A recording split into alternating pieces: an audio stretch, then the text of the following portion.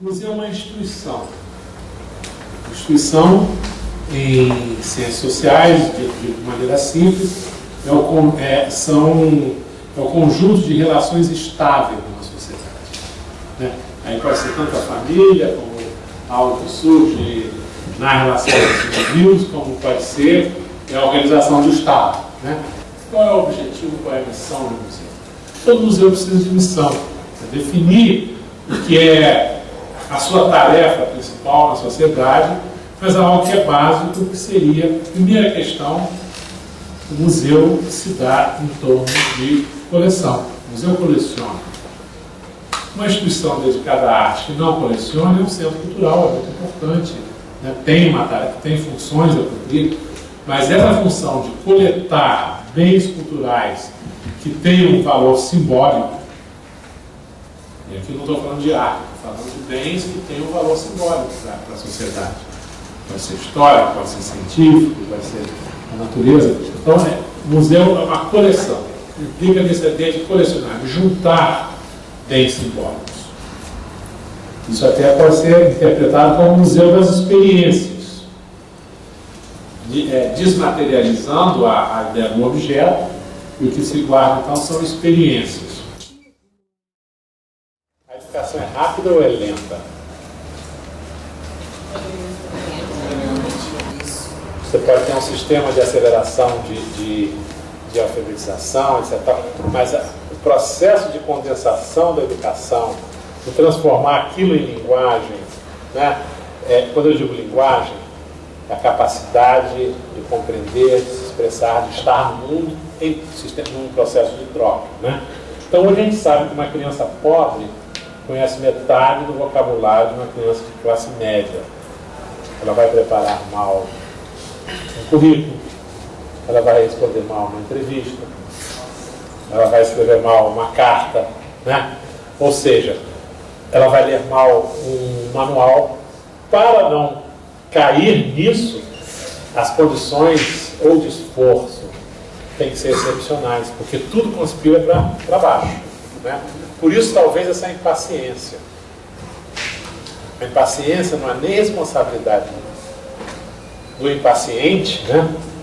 Porque realmente a urgência de melhorar de vida não pode esperar pela lentidão do processo de educação. Né? É uma tarefa difícil. As esperanças que eu tenho, e eu tenho a mania de querer com mais rapidez do que posso executar, né?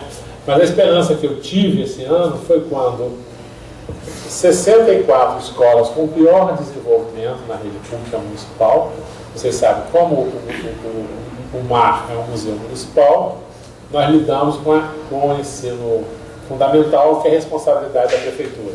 Né? Quando vieram 64 escolas com pior desenvolvimento, das 1.074, isso acendeu uma luz positiva para a gente. Bom, alguma coisa está acontecendo que elas acharam importante. E não foi o que as crianças aprenderam mais, porque as crianças estavam mudando a posição sobre a educação. É muito sutil, é muito lento. Elas saíram daqui gostando de estar naquela escola. Né? Elas saíram daqui se sentindo um estímulo individualizados. Não um bando de criança como estatística. E isso aí me deu algo que vai ser lento, a gente vai instalar o Conselho de Educação, que é o seguinte: estatística dentro do museu, quando é boa, faz bem aos administradores. Muda a vida das crianças. Né? E as vieram 45 hoje, e as 1.000 que ficaram em Santa Cruz.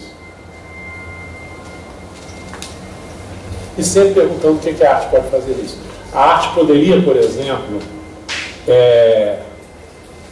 melhorar o vocabulário de uma criança, acelerar a aquisição de vocabulário. Que experiência a arte pode prover nesse processo?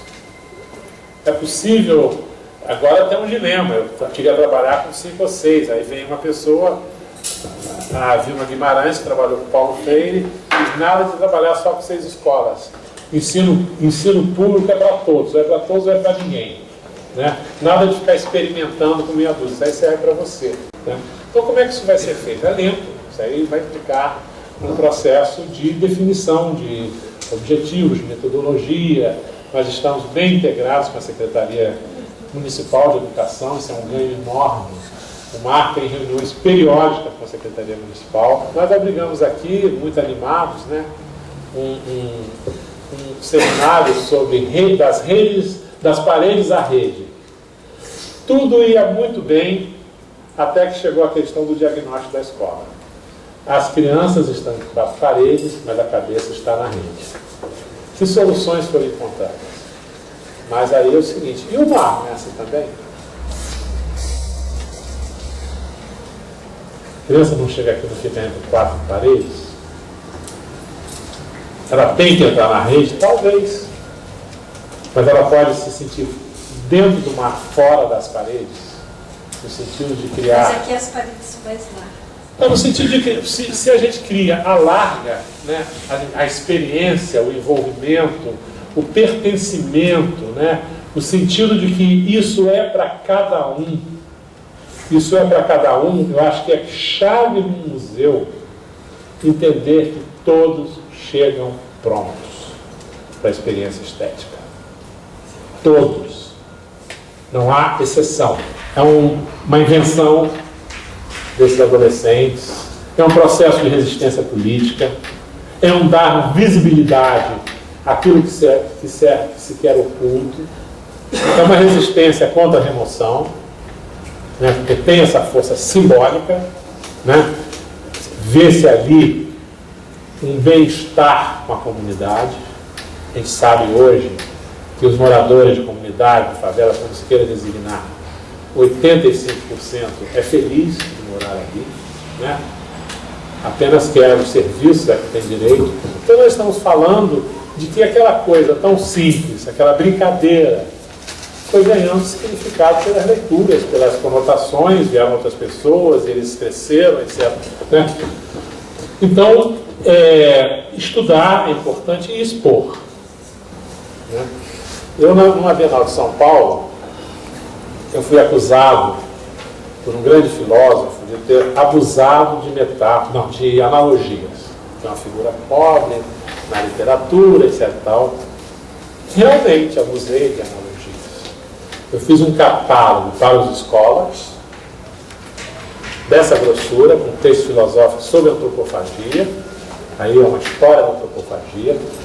Eu fiz um audioguia para uma pessoa que queria ver o contemporâneo, escutar uma música, um samba junto com o Oiticica, uma música experimental junto com outro artista, uma música do Decafônica junto com uma artista geométrica, etc. Tal.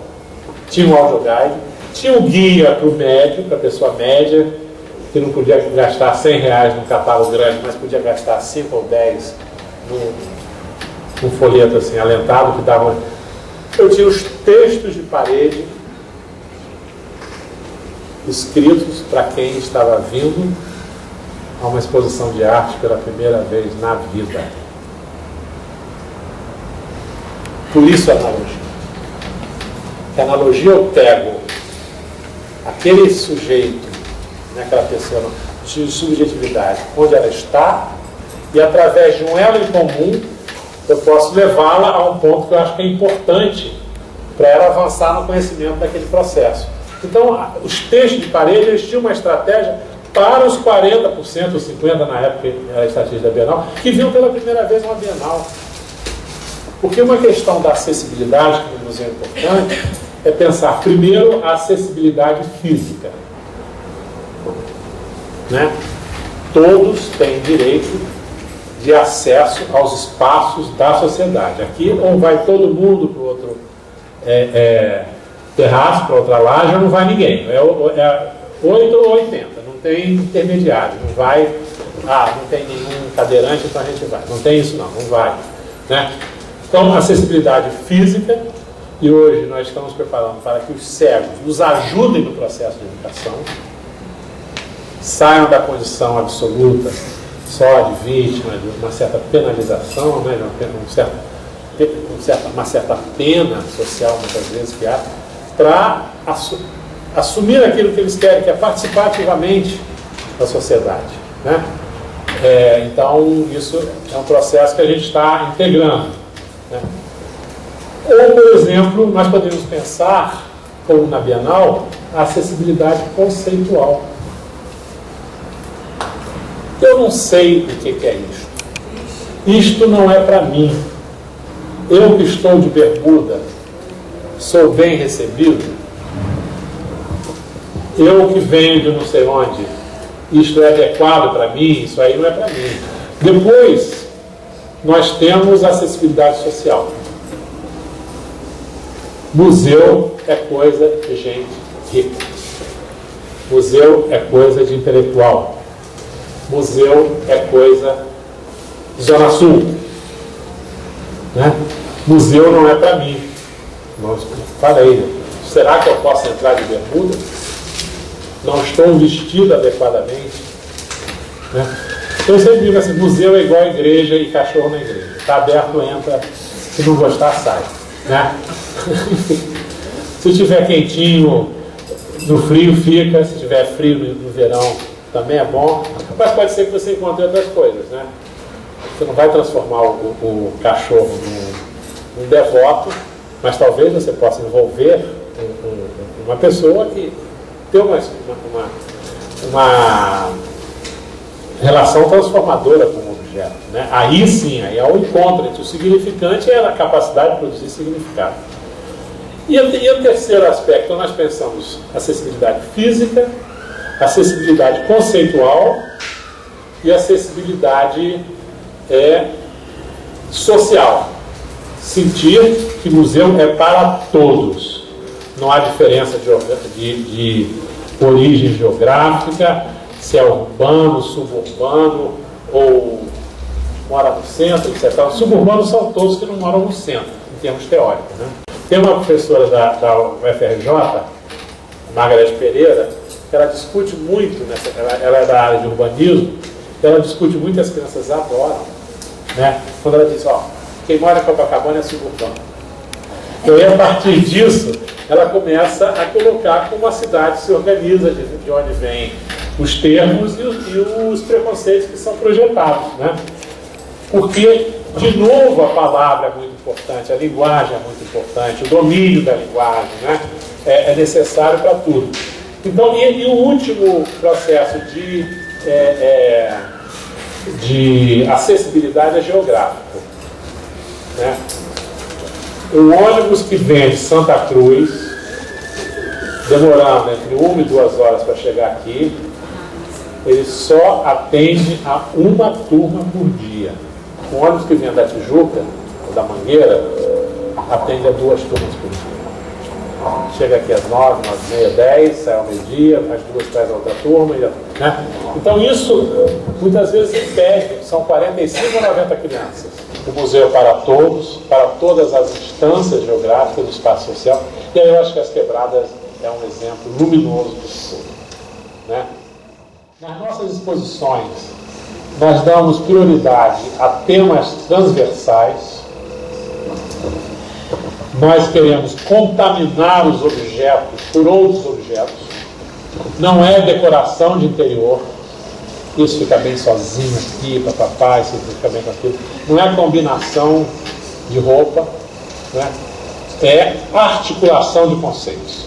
É articulação política, estética, capaz de produzir leituras, capaz de levar o olhar, o outro, a saltos no processo de envolvimento com a arte.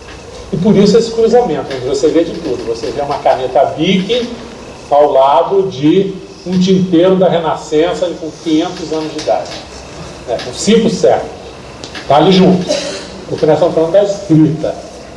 Nós estamos falando de forma de escrever, nós não estamos falando dessa estética rebuscada do Renascimento. Não é isso. Esse idealismo renascentista. Então, implica em escolhas.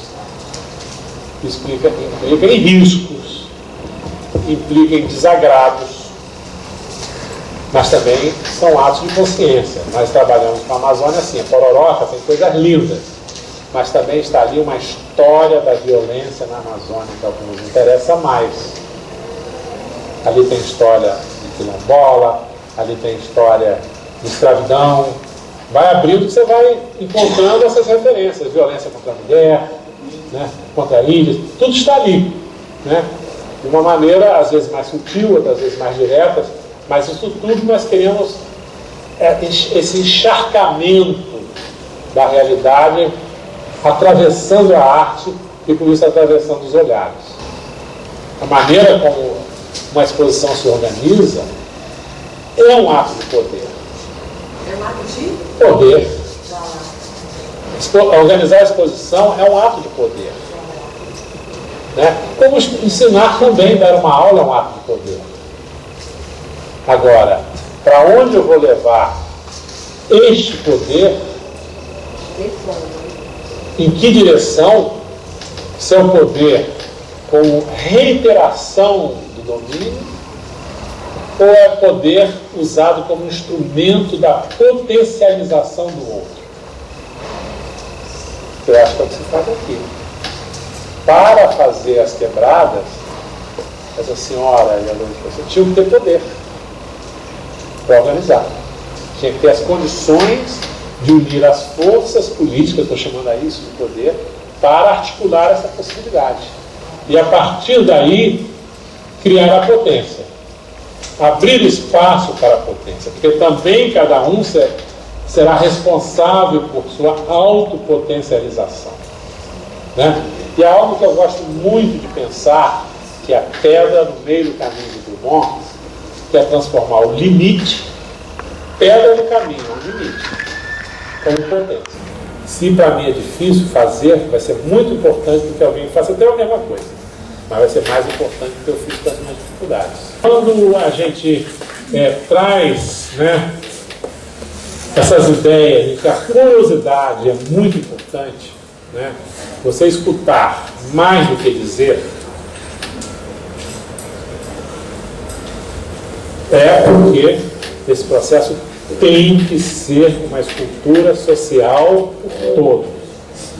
O que você pode fazer para transformar a Universidade das Quebradas em um mar? Tem mil maneiras.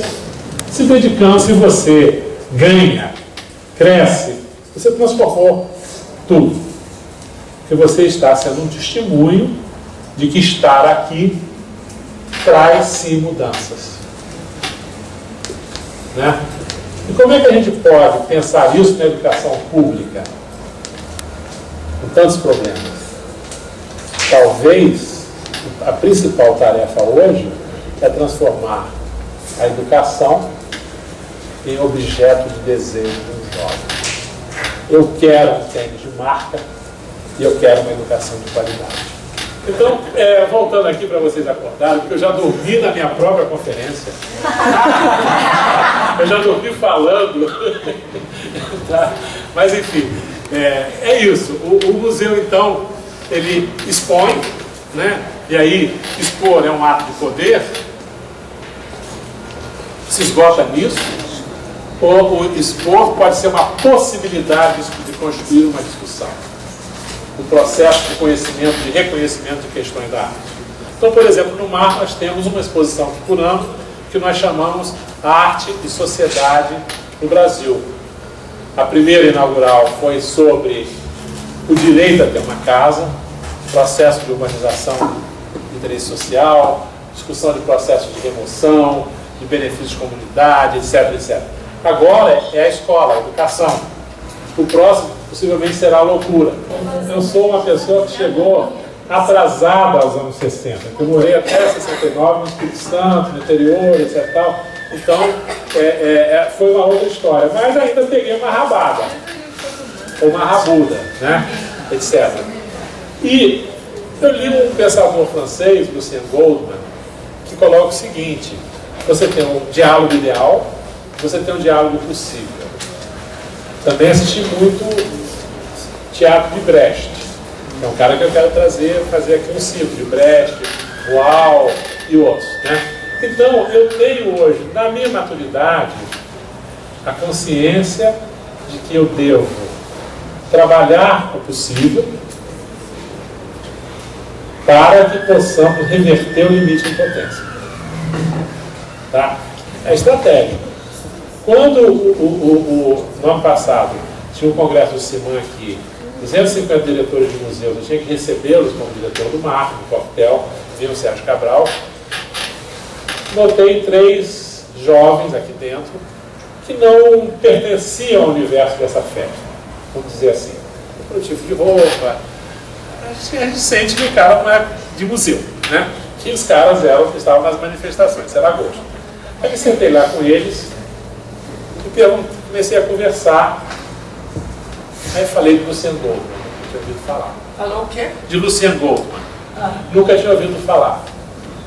Aí falei de Mário Pedrosa, nunca tinha ouvido falar. A arte como exercício experimental da liberdade, nunca tinha ouvido falar. Quando eu falei de Brecht, a conversa mudou. Eles eram do teatro, Brecht tinha comemorado o centenário de Brecht um pouco antes, a gente começou a conversar, ele falou assim, você não quer ir lá falar com os manifestantes que estão chegando? Aí eu fui. Aí começamos a conversar. Legal, vamos fazer o seguinte, seria péssimo se o mar, que é um processo de educação, ficasse marcado por violência. Porque a violência se impregna na cabeça das pessoas, de uma criança, de um pai, é complexo. Né? Então vamos fazer o seguinte, vocês ficam do outro lado, a polícia fica do lado de cá, tudo ia muito bem, daí chegam os Black Blocs. Essa história interessa, não? Eu estava nos protestos. É o quê? Não quebrei nada, mas fui em 2 protestos. Pois é. Daí, os caras do protesto, não fala com esses caras aí não. Eu falei, como é que eu não vou falar com esses caras aí não? Claro que eu vou falar. Aí veio um Black Bloquinho, assim, bem baixinho. Ele era baixinho, assim, bem baixinho. Abaixava a máscara e subia. Porque ele queria que eu reconheci na primeira. Ele era assistente de um artista amigo meu. E ele está dizendo, ó, estou aqui na área. Não é isso? O fato é o seguinte, de repente já estava ali o Ninja, a mídia Ninja, do meu lado. De repente eu me vi com um megafone na mão. E aí eu comecei a falar, ó, vocês quebraram aqui no primeiro dia de manifestação. Leram alguma coisa nos jornais? Nós não fomos aos jornais reclamar de nada. Como fizeram os museus, centros culturais. Nós não sabíamos o que estava acontecendo. Eu nem estava aqui porque eu estava inaugurando uma exposição no MAN sobre política nos anos 60. Olha a coincidência. Depois teve um jantar e falaram, vocês têm que saber uma coisa, muito simples. Cada vidro que vocês quebram custa 100 crianças a menos no museu. Aí foi inacreditável. Se afastaram das vidraças. Disso, tinha uma pessoa lá provocando, e sendo provocada pela polícia, a polícia começou, soltou o primeiro jato de spray de pimenta, eu fui o comandante, sou diretor do museu, enchi isso aqui de funcionário do museu, fiz um escudo humano, eram 6 ou 8 funcionários, tinha 2 numa área que estava separada, 2 ou 3, 2 aqui dentro, para se precisasse chamar sei lá, um corpo de bombeiros, ambulância, ter gente preparada para isso, né? Enfim. Então a gente se organizou e ficou no meio. Aí nisso tinha um índio, a polícia separou, fez um cordão de isolamento, e tinha um índio sendo preso. Aí disse, você está ajudando a polícia? Eu falei assim, não. Aí fui lá e me agarrei no índio. Trabalhei no Museu de Arte Moderna depois do incêndio, trabalhei na Funarte, na abertura, e foi muito importante nesse processo. A Funarte, ainda durante a ditadura, ela recebia os exilados que voltavam, né, Paulo Sérgio Duarte, uma quantidade de exilados na Funarte que era incrível, porque virou assim um espaço internacional de brasileiros, trazendo experiências do mundo. Um estava na França, o outro, sei lá, no México, o terceiro vinha da Suécia. Então era um ambiente muito rico em termos de experiências e com esse laço político. Ali tinha um processo de educação sensacional, feita pela Ana Lúcia Niemeyer, que era neta do Oscar Niemeyer. Muito interessante, por exemplo, É um trabalho com o grupo da Bahia, com o Pinhole, e que durante a invasão da polícia numa favela na Bahia, eles impediram que a imprensa entrasse e as crianças documentaram com a Pinhole. Então era um processo assim, como uma outra experiência na Bahia. Estou falando muito da Bahia, mas podia falar do Maranhão, etc. Na Bahia teve uma outra experiência, que era um educador que chegou numa praça cheia de criança e começou a ver o que as crianças faziam. Me ensina a jogar bola de gude, porque quando era pequeno eu não sabia, né? Você engraxa sapato, como é que a gente engraxa? Me ensina aí um macete, você parece que usa cuspe, né? Enfim, foi criando, durante uma semana, 10 dias, ele foi aprendendo, pedindo para ser ensinado. No final ele disse, você sabe o que é para ensinar para a gente? Eu disse, eu sei ler. E começou o processo de alfabetização. Ninguém quer as pessoas ditando regras sobre arte. A arte é um processo que torna a vida possível, né? A arte é um processo que individualiza a experiência, né? É o que Pedrosa chamou de exercício experimental da liberdade. Nós somos um país que tem uma pessoa que pensa que sim, gente. Isso é muito forte. Que em momentos de crise há que estar com os artistas.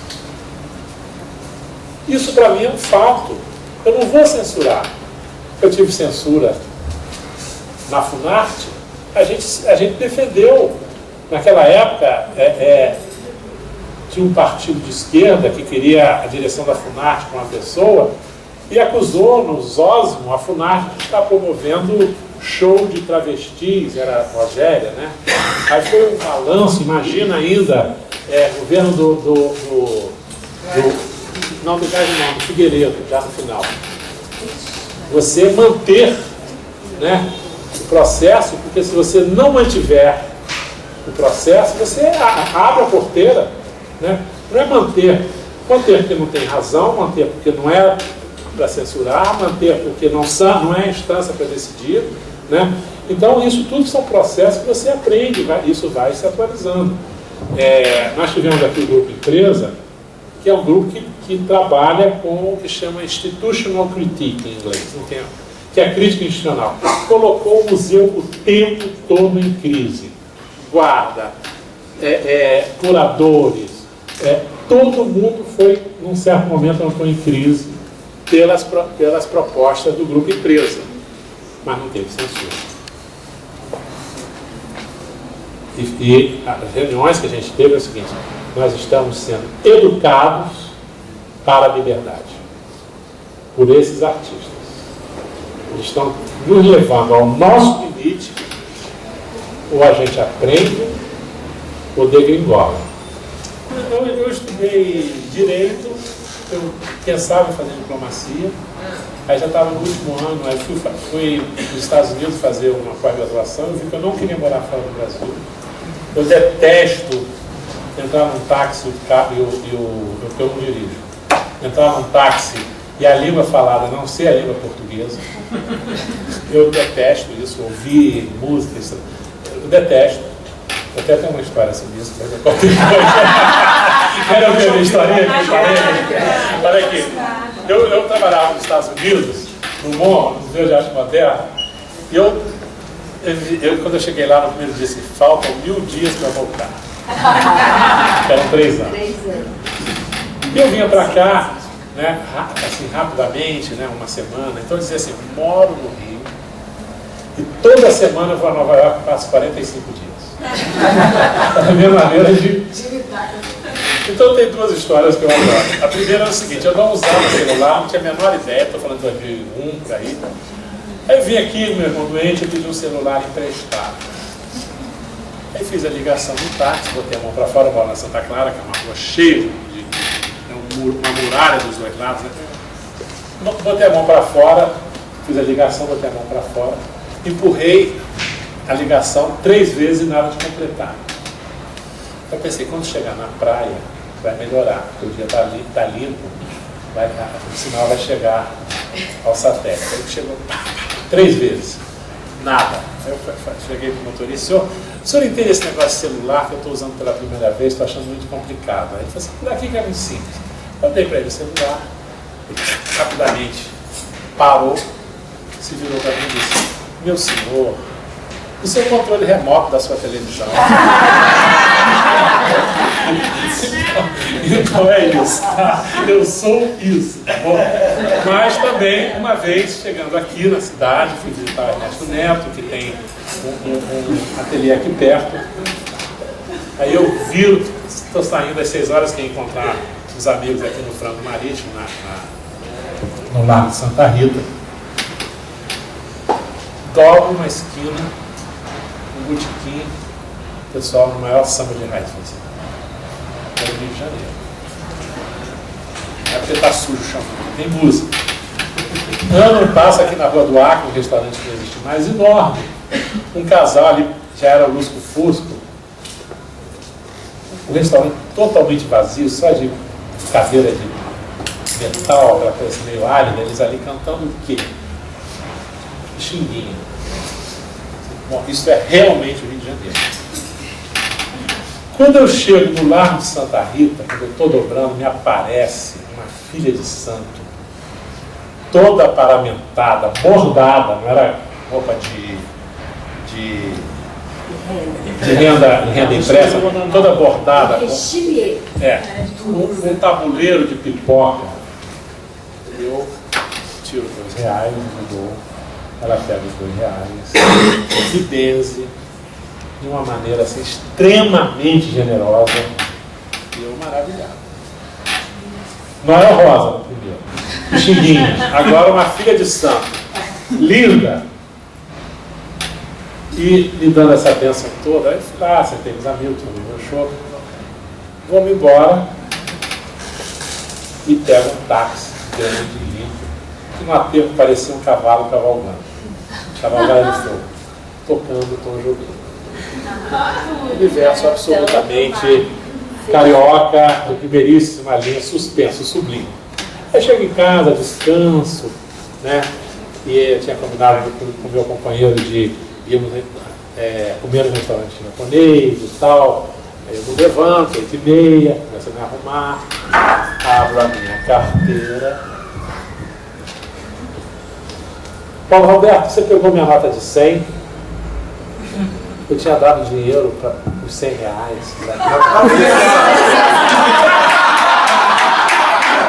Eu recebi R$100 de bênção. Ela segurou o dinheiro, deu tadar, não pode mais tomar. Não vai tomar do santo, mas olha, foi honesta.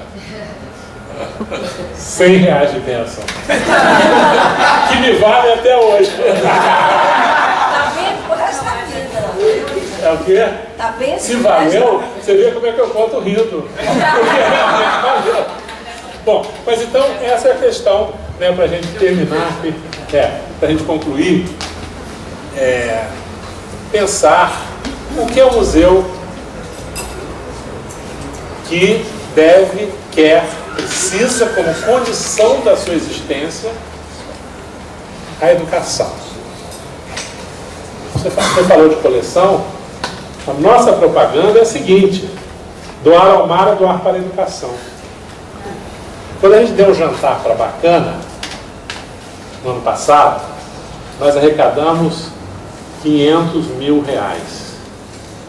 Os R$500 mil foram usados para a educação.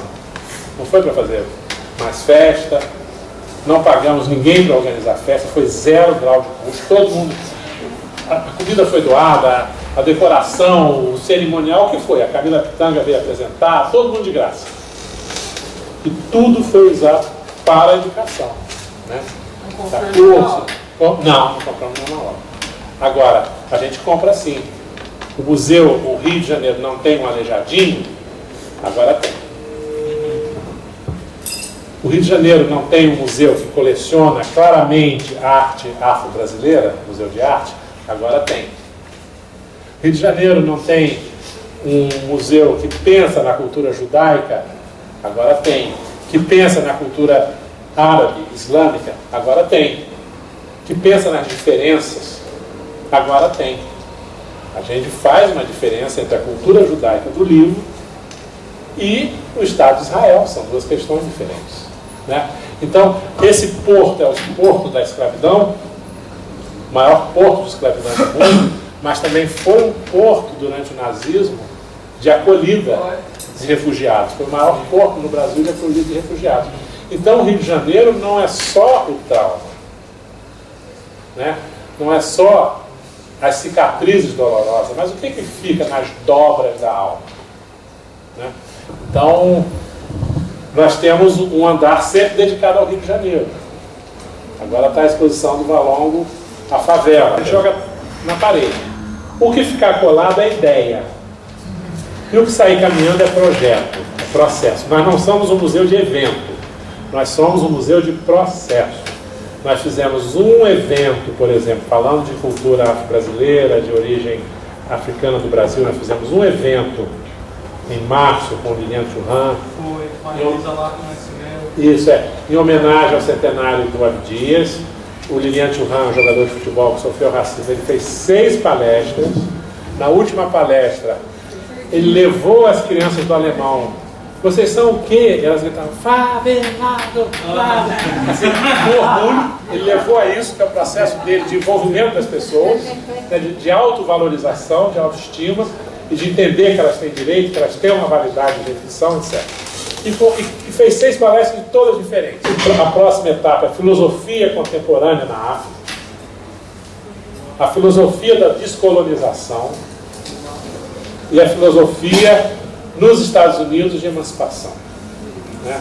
Então é isso que a gente quer discutir, porque a gente pensa que a história só tem sentido se ela ajuda a emancipar o presente. Sempre a ideia de que o limite, reconhecer o limite é iniciar a potencialização a partir dali. Essa capacidade de falar, ela é cura, ela é cura em psicanálise, ela é solução, ela é empoderamento individual, né? Essa capacidade de reconhecer o limite para, a partir daí, não atuar nem na onipotência, nem na impotência, mas na potência. Porque os dois exemplos, né, exagerados, a onipotência ou a impotência, eles acabam frequentemente em nada. Mas se você opera no campo da potência, o que posso, o que podemos, aí você, eu acho que tem mais chances de resultado, né? Tem conversas que ficam na ideia e tem conversas que caminham. Eu, esse ano, no ano passado foi o primeiro, né? A gente não tinha projeto nenhum, não sabia nada do que fazer, e eu acho que fez muito considerando o tempo, né? E a gente nem tinha planejamento para esse dinheiro, não tinha dinheiro para esse planejamento, a gente teve que ir à luta, fazer esse jantar, etc. Mas também pensar que muitas coisas começaram, não deram certo, porque às vezes é difícil, outras coisas não continuaram porque não houve forças, etc. Tal. Mas o que eu queria colocar aqui é que esse ano eu estou disposto a mudar isso. O que a gente conversar vai de fato virar realidade. O que eu conversar aqui, não vou mais depender de ninguém para dar andamento. Eu dizer assim, vamos fazer isso, aí depois eu sumir aí no processo. Então, é o seguinte, que as pessoas aqui trabalham no limite, sobrecarregadíssimas. Eu também até tenho essa compreensão. Então, é o seguinte, você se apresentou. Você vai escolher uma pessoa aqui para participar da montagem do Rossini quando chegar. Talvez haja um adiamento, que eu estou pensando em fazer uma coisa mais complexa, não daria tempo de fazer agora.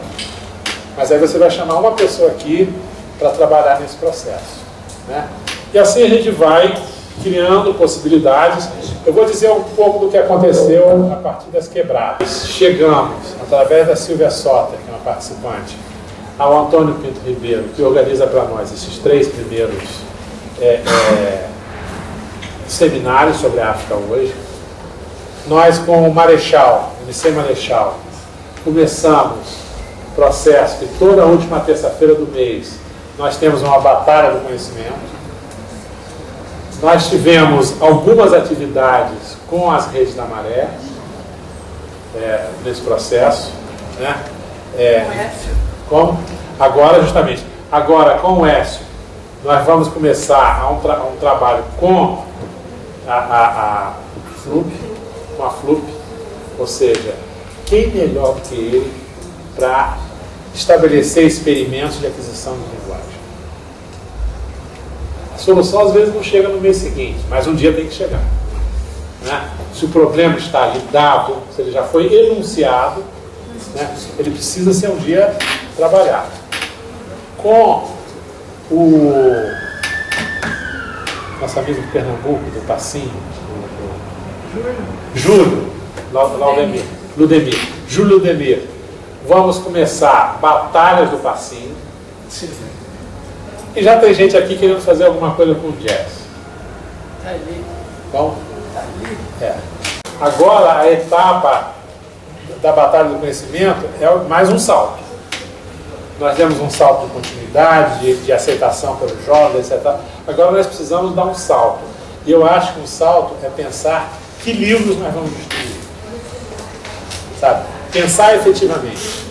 Vamos distribuir, sei lá, um livro sobre dicionário carioca, ou dicionário do Rio de Janeiro, visto por um afrodescendente, ou vamos distribuir Paulo Freire, mas pensar que literatura nós vamos distribuir. Porque eu não sei se vocês conheceram o MC Marechal, mas ele é um homem com uma extrema consciência das suas possibilidades, sem narcisismo. Ele compreende, ele percebe a sua liderança, sua legitimidade junto aos mais jovens. Ele diz o seguinte: o livro que eu der, vão ler porque eu comento. Nós temos que avançar nessa questão da linguagem, porque tudo depende da linguagem. No Ceará, onde foi feita essa pesquisa sobre o vocabulário de criança pobre, eles têm uma experiência no Cariri com aceleração e ampliação de vocabulário. Os resultados são melhores do que Rio, São Paulo e Minas são os melhores sistemas educacionais em escolas de situação análoga. A exposição do Tatu, ela foi montada por causa dessa pesquisa, porque o Cariri é na Caatinga, a Caatinga é o único habitat natural do tatu-bola no Brasil, o tatu-bola era a mascote da Copa, o sertão, a Caatinga, é um universo cultural riquíssimo, de uma cultura da resistência, e a resistência se apresentava como cangaço, como Padre Cícero, como conselheiro, etc., né? E ao mesmo tempo a gente tem depois uma passagem para o futebol, que é um futebol não heróico. Né? É um futebol que frustra, que diverte, que não dá certo, que não cola, que não tem bola, que a bola é quadrada, né?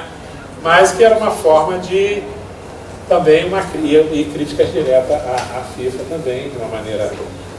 A arte não pode ser panfletária. A arte não se furta da agenda. Mas ela, como arte, ela tem que ser algo a mais. Eu cito o caso daquela imagem do Romário, que ele abre o peito, né? O Romário está no meio de uma manifestação. Eu não sei como é que o Tribunal de Eleitoral não veio aqui. Porque o Romário estava aqui, assim, uma foto enorme do Romário no meio de uma manifestação, montagem, né? O Lula Vanderlei. Ele abre a camisa e a camisa está escrito a cara do Mário Pedrosa, esse crítico, e junta a frase: a arte é exercício experimental da liberdade. Enfim, então era isso no sentido de que a gente não apresentou jogadores vivos, a ver só a exceção do Romário, tinha lá o Garrincha, sabe? Tinha o pior time do mundo, que não é o Ibis, é um time de críticos de arte, jogadores de futebol, é pior ainda do que o Ibis. Espero não ter desviado muito do nosso assunto. Você ficar carregando papéis, pensando que está carregando Noel Rosa, você vai passar a sua vida precisando higienizar, limpar, matar bicho, etc. Matar fundo. A melhor coisa é você adotar um meio moderno, e quando você for expor, você entra num concurso desse, no edital. A gente quer fazer mais de projetos assim, né? Projetos que são rápidos, que não exigem muita... Porque a gente tem, na medida que uma obra entra aqui, por mais que nós sejamos desburocratizados, aí tem o Ministério Público, né? Aí tem o Tribunal de Contas, aí tem no conselho de museologia, aí tem não sei o quê, aí tem. Aí fica aí dentro só gente que não ajuda, mas atrapalha. Né? Então, a gente não pode fazer uma exposição de pintura num lugar que não seja com ar-condicionado, controle de temperatura, de umidade. Mas a gente pode fazer uma exposição do Machado de Assis como essa. Né? A gente pode pensar aqui, como trabalho de conclusão, fazer uma exposição lá embaixo, assim, boa né? E que avance por outros espaços do museu, internos, sabe? Que atravesse o museu. Ou seja, esse é um museu para experimentação. Ou seja, nós temos um projeto que é o seguinte: o que não cabe no cubo branco? O cubo branco, a imagem do cubo branco é uma sala branca, limpa, né? Ali impecável, onde esse objeto sagrado, obra de arte, é tratado como se fosse o corpo de Deus, né? O profeta, ou de quem seja, né? Como se fosse os restos vivos e mortais da divindade. Isso é pendurado ali em torno de um halo branco da parede para ser vendido. Bom, então eu queria agradecer a vocês a paciência.